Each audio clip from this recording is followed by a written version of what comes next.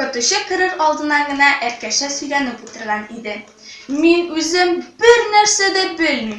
Ничек кенә сөйләрмен инде? Шулай дип әйтеп кенә бетерде.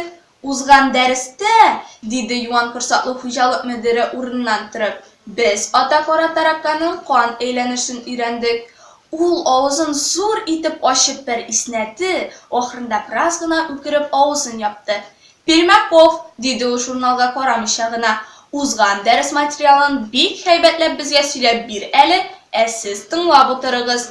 Зоология укытучысы куенына кереп, озак кына актарынды да, чынаяк зурлыгындагы сәгатен тартып чыгарган булды. Әлтәфи артка борылып елмаеп куйды. Узган төн генә йокы алдыннан Әлтәфи сөйләнеп яткан иде.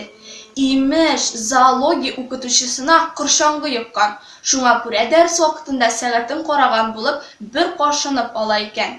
Мәйет тә мәйет, әркәшә дә мәйет, ябык муенын бөгеп, бераз шакмакка охшаган башын бик нык иеп, акрын гына басты. 7нче класстан килгән гадәт буенча, ачык китабын алдагы иптәшенең аркасына сөяп куйды да сөйләмәкче булды. Ләкин җөмләнең беренчесен һич кенә дә йырып чыга алмады. Ата-кара тараканның кан әйләнеше гаять, диде